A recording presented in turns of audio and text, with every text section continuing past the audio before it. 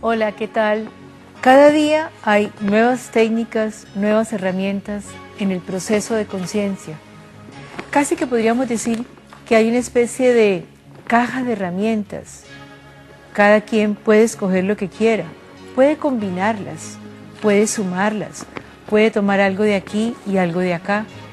Todos los días aparecen nuevas formas de poder conocerse a uno mismo, de poder vivir en paz, de poder tener procesos de conciencia donde la vida sea más agradable, donde podamos entender que tenemos una misión en la vida, que venimos a algo.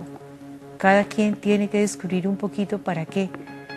Bueno, y con nosotros hoy está Carolina Rentería. Hoy vamos a hablar de un tema que no recuerdo haber hablado antes, aun cuando es muy conocido, aun cuando se practica muchísimo, y es el Ho'oponopono y también biorreprogramación. Dos temas que Carolina Rentería practica. Pero empecemos por el comienzo. Hola, ¿quién es Carolina Rentería? Hola Gloria, muchísimas gracias por la invitación a este programa. Bueno, estudié biología en la universidad, siempre he estado muy inquieta también por la mente, por todo lo que tiene que ver con la parte espiritual, ha sido como mi eslabón fundamental en la vida y de ahí he estado pues investigando. ¿Te ha servido en el proceso de espiritualidad la biología? Ahora es que estoy integrando ese estudio que hice por la biorreprogramación, que se integra el cuerpo y la mente, se juntan esas dos cosas que generalmente se consideran separadas, se junta cómo el cuerpo o cómo la mente influencia el cuerpo, cómo las emociones afectan nuestra salud. Y por eso a la vez me gustó desde el punto de vista biológico y uniéndolo también con la parte espiritual que ha sido, como te dije, el eslabón de mi vida, lo más importante en mi vida desde jovencita, que me empezó a interesar estos temas de crecimiento personal, porque solamente conociéndome, amándome, puedo ayudarme a mí misma a tener un mejor estilo de vida. Tú tienes una especialización en biorreprogramación. ¿Qué es eso, Carolina? Bueno, biorreprogramación es una técnica terapéutica que lo que hace es fusionar a su vez otras técnicas que están relacionadas con cuerpo y mente, que son, algunas personas han oído de descodificación biológica, yo creo que es el término que más se conoce, que tiene mucho que ver con la medicina germánica de un médico alemán que se llama Hammer, y él lo que hace es que vincula lo que le está pasando a una persona en su cuerpo con un conflicto que él vivió, pero a su vez ese conflicto es una respuesta adaptativa, es decir, el cuerpo está mirando cómo resolverlo y lo que nosotros llamamos enfermedad en sí es la solución que el cuerpo le dio a esa situación que vivimos. Adicionalmente, fuera de la medicina germánica, también incluye a la psicología analítica de Jung y también otras como el guión mental y la PNL. En la combinación de la biología y la de descodificación, más o menos aportó, iluminó, ¿qué hizo allí? Claro, porque al conocer la parte biológica de cómo funciona nuestro organismo y entender por qué sucede pues determinado proceso fisiológico y mezclarlo con la parte de psicología, es decir, ocurre un conflicto y cómo ese conflicto se traduce, porque a veces es literalmente cómo se traduce ese conflicto de forma simbólica en nuestro cuerpo. Lo que busca la biorreprogramación es a través de conocer la emoción oculta, porque generalmente todo conflicto guardamos una emoción, porque un sentimiento es algo que sentimos, pero cuando ya esa emoción lo estamos pasando al cuerpo, ¿cierto? Se vuelve corporal y hay una emoción que quedó guardada, que no se expresó. Por muchas razones no se expresan las emociones y una necesidad sentida, es decir, como algo que yo creí necesitar y que no obtuve, eso se guarda en el cuerpo y luego se traduce en una enfermedad. Carl Jung decía que la enfermedad es la oportunidad que nos da la naturaleza para curar el cuerpo. ¿Cómo un sentimiento se vuelve biología? No es en sí el hecho que vivimos, sino cómo respondemos a lo que vivimos. Entonces, en ese momento que yo hay una situación en la que de alguna manera, porque uno, pues, si una situación no involucra tu supervivencia, pero para tu mente puede que sí, o sea, puede que algo sea dramático, pero también puede ser una emoción que gota a gota llena una jarra, ¿sí? Entonces también puede surgir así, no necesariamente tiene que ser algo boom, sino puede ser gota a gota, puede producir una enfermedad. Que la enfermedad no es en sí, sino el cuerpo lo que hace es buscar cómo darle una solución. Por decir, te explico para que quede más claro. Cuando una persona tiene una desvalorización personal, dependiendo del tipo de desvalorización, por decir algo, en huesos, es una desvalorización muy estructural. El cuerpo, los huesos es nuestra estructura. Yo veo como si la mente inconsciente, porque todo queda allí, todas las emociones reprimidas están en la mente inconsciente, la emoción se expresa a través del símbolo. Por eso se ve normalmente que dicen, ay, me duele la rodilla, entonces la hacen simbólica con, por ejemplo, el dar los pasos. Ay, me duele o tengo un problema en la columna, tiene que ver con el sostén de tu vida. Entonces la mente también trabaja con esa simbología. Siempre el cuerpo busca cómo recuperar su equilibrio. Entonces, en una persona con una desvalorización, el hueso tiende a adelgazarse. Cuando la persona se valoriza, o sea, ya resuelve su conflicto, el hueso empieza a ser como un callo. Entonces, para el organismo, esa es la solución que él da. Primero adelgazarlo y luego recuperarlo. Es importante conocer, cuando uno está estudiando, por ejemplo, lo que yo estudié, o cuando llega alguien, uno identifica qué tipo de enfermedad tiene y según la enfermedad uno dice, ¿está en conflicto o ya está en resolución? Pero es siempre el cuerpo dando una solución de adaptación. Nunca es que el cuerpo perdió su memoria de cómo resolver el conflicto. No, el cuerpo mismo sabe. Lo que pasa es que no sabemos identificar que eso está sucediendo en nuestro cuerpo. Y creemos que el síntoma es como que nos está avisando que algo está mal.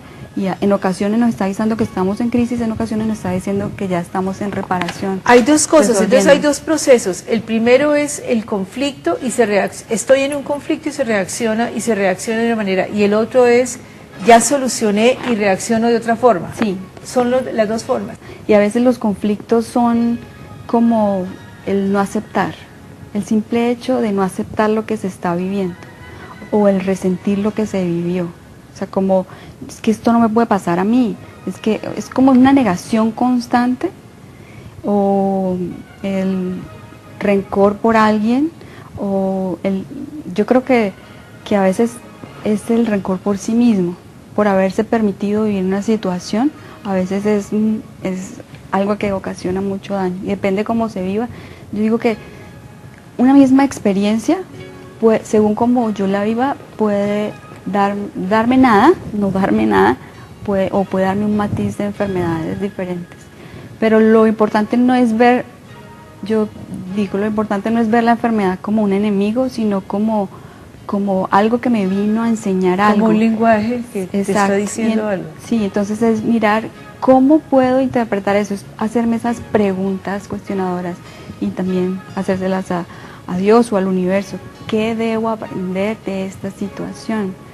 Y entregarse a tener confianza, para mí es importante. ¿Cómo la enfermedad puede llegar a ser una amiga que nos explica situaciones de la vida? Así es. Sí, lo que nosotros interpretamos como enfermedad realmente, como te decía, es la oportunidad que nos da el cuerpo para sanar aquello que quedó guardado por alguna situación.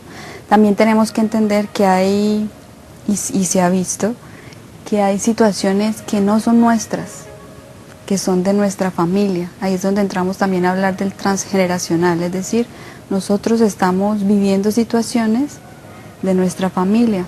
Entonces, al indagar nuestra historia, si no se encuentra ningún conflicto actual o de nuestra niñez, porque durante la gestación y durante los primeros 7 años es donde se programa nuestra mente, pero pues en su mayor cantidad, ¿cierto?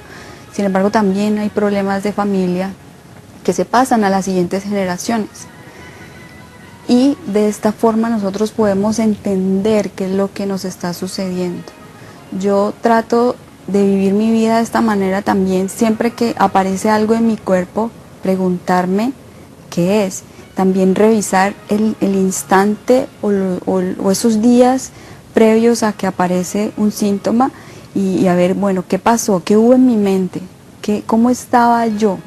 Obviamente si es cerca podemos recordar, si es algo que ya llevamos durante mucho tiempo podemos empezar a relacionar, bueno, esto ocurrió cuando, y ir temporalmente a ver si hubo alguna situación. Y siempre está la parte emocional allí, como un conflicto que se vivió de alguna manera. Ahora hay que entender que es el cuerpo protegiéndonos. Por decir algo, las alergias que son muy comunes, es el cuerpo previniéndonos de una situación que fue conflictiva. Entonces cada vez que el cuerpo se ve en una situación similar, aparece la alergia. Pero es simplemente un aviso, él nos está como previniendo, se activa nuestro sistema de supervivencia. Y simplemente nosotros yendo a la mente inconsciente donde quedó guardada esa información, cambiarla, que es tan simple, uno lo ve muy simple, pero es así, es literal. Nuestra mente no reconoce lo que es real o imaginario, nuestra mente inconsciente no reconoce lo que es real e imaginario, por eso funciona la PNL. Nuestra mente no reconoce que el otro es otro, o sea, para la mente inconsciente el otro soy yo también. Entonces allí cuando nosotros podemos entrar a cambiar esos programas o esos conflictos, esa necesidad que no se solucionó y ver el cambio en nuestra vida actual. ¿Cómo llega entonces una persona, como con un problema emocional o con un problema físico? ¿Cómo se consulta? La base es empezar a hacer la historia, es decir, ir hacia atrás a encontrar ese momento conflictual y a través de la PNL o de ejercicios de percepción. Para mí es muy importante el cambiar la forma de ver lo que sucedió y así la mente entiende que ya no está en peligro, por ejemplo. Eso es fundamental porque nuestra mente inconsciente lo que quiere es protegernos. Entonces el llevarle nueva información de que estoy bien, no es necesario que me protejas, porque uno puede hablarle directamente hacia la mente inconsciente, pero también es llevarle eso que ella necesitó. Si necesitó amor, entonces yo, pues como persona que estoy viviendo una situación, voy a mi inconsciente y llevo ese amor que necesité en ese momento. Como te decía, la mente inconsciente no reconoce el tiempo, si hoy es igual que hace 20 años, también no reconoce lo real de lo imaginario. Yo puedo imaginarme una situación, vivirla como si hubiera, como que quería que fuera, a su vez aceptando la situación, porque hay cosas que no podemos cambiar la muerte de un familiar, por ejemplo, pero sí podemos cambiar nuestra forma de ver eso, o encontrar cómo eso me benefició en mi vida. En esta manera de mirar la enfermedad en la bioreprogramación, ¿cómo entra el Ho'oponopono? Bueno, yo pienso que en la bioreprogramación no se menciona el Ho'oponopono. Yo lo incluyo como una herramienta de vida. Es decir, obviamente está la parte de lo que está sucediendo y de que hay que hacer un cambio. Está la PNL que nos ayuda a hacer esos cambios mentales para llegar al inconsciente, que es también el objetivo. Pero también el Ho'oponopono lo que nos hace es darnos una herramienta de vida, de cómo vivir el día a día, cómo entender que ¿Qué es el Ho'oponopono? Bueno, empecemos mejor desde ahí para que la gente entienda muy bien. El Ho'oponopono es una terapia, una técnica terapéutica para resolución de conflictos. Desde sus orígenes con Morna Simeona, lo que ella enseñaba era, inicialmente empezó como una reunión familiar en la que cada uno se pedía perdón por lo que le había hecho al otro. Luego fue evolucionando y dándose cuenta que no es necesario que el otro esté allí para pedirle perdón, que simplemente todos somos un uno y al yo pedir perdón está afectando al grupo. Entonces luego ella le enseñó al doctor Hiliakala Hyulem, que es el mayor exponente de Ho'oponopono hoy en día, y lo que él hizo fue generar como herramientas más sencillas a esa inicial, que la base del Ho'oponopono es: lo siento, perdóname por aquello que está en mí que ha creado esto. Esto parte de la base de que yo soy 100% responsable de todo lo que sucede en mi vida. Adicionalmente está el gracias y el te amo. Y no es necesario decir la frase de lo siento, perdóname, gracias, sí, lo siento, perdóname, gracias, o lo siento, perdóname por aquello que está en mí que ha creado esto, sino que él también ha incluido una serie de también palabras como llave de la luz, gotas de rocío, hay muchas palabritas. No importa en sí la palabra, sino para mí lo más importante es la intención. Cuando hacemos Ho'oponopono lo que estamos es soltando. Y lo que te hablaba ahorita, muchas de las enfermedades surgen porque nos resistimos a lo que estamos viviendo. Y el Ho'oponopono nos enseña a soltar, a confiar, a saber que yo no sé lo que es correcto y perfecto para mí. Entonces confío en que lo correcto y perfecto vendrá a mi vida. El curso de milagros también, yo estudio el curso de milagros y en el curso de milagros dice yo no sé lo que más me conviene. Y a través de ese soltar yo estoy de alguna manera entendiendo que hay un orden superior que está gestionando lo que es correcto y perfecto para mí. Aceptar no significa ser sumiso. Significa que yo pongo mis intenciones, pero suelto mis expectativas. Es decir, estoy dispuesta a hacer lo que tenga que hacer hacia el llamado que yo siento que debo hacer. Sin embargo, no, obviamente generalmente esperamos una respuesta. Sin embargo, si la respuesta no es lo que yo espero, lo acepto. Entonces es una filosofía que nos enseña a vivir el presente, porque generalmente los conflictos que tenemos es por lo que pasó en el pasado o por lo que creemos que puede suceder en el futuro y nos perdemos el momento presente. El Ho'oponopono nos enseña a estar aquí y ahora. La práctica es muy fácil, simplemente repitiendo las palabras, gracias, y yo saqué 2 palabras que me encantan, que son gracias y te amo. Para mí son las palabras que no solo porque están en el Ho'oponopono, sino porque se ha estudiado que tienen un gran poder. Solamente Masaru Emoto es un científico que ya murió, pero él hacía experimentos con frases y en gotas de agua y las cristalizaba y se formaban unas bellezas cuando la frase era positiva, gracias, te amo. Hizo muchísimos ensayos con estas 2 palabras en diferentes idiomas y todas daban unos cristales hermosos, mientras que si hacía palabras como te odio, eso se formaba una figura fea, no era armónica. Entonces ahí se aparece pues el poder de vibración de la palabra. En sí, la sola palabra como tal, el Ho'oponopono lo dice, está limpiando, está borrando memorias del pasado. Sin embargo, también la incluyen en psicología, y hay expertos en psicología que utilizan el poder de la gratitud. La gratitud es una fuerza, una energía que se expele mucho más, el corazón es lo que más expele en la gratitud, ¿no? Exacto, entonces es una forma de dar amor. Cuando agradecemos estamos dando amor a aquello que estamos viviendo. Y es lo opuesto a lo que genera el conflicto. El conflicto se genera porque estamos resistiendo lo que estamos viviendo. Incluso cuando estamos sintiendo, pues cuando estamos bajo los síntomas de una enfermedad, obviamente es algo que no nos gusta y hasta eso lo resistimos. Entonces tenemos un dolor de cabeza y estamos como, esto es lo más sencillo, ¿no? Un dolor de cabeza es algo muy sencillo, pero cuando estamos bajo una enfermedad que los síntomas son dolor, generalmente resistimos el dolor, nos quejamos del dolor y eso lo único que hace es hacer que la situación se quede más allí. Y la idea sería aceptar el dolor. Aceptar el dolor, hacerse la pregunta, ¿qué tengo que aprender de esto? Y lo dicen, muchas personas que trabajan con esto lo dicen, yo sé que eso suena muy difícil, pero es amar la enfermedad.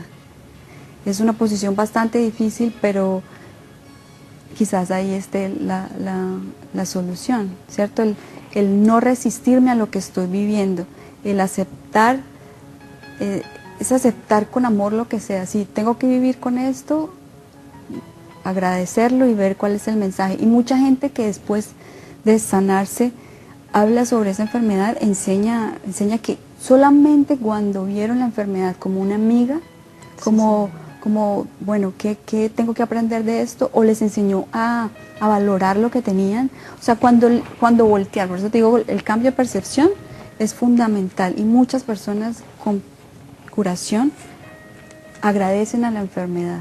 Entonces, por eso yo sé que el resistirse no trae la solución que queremos.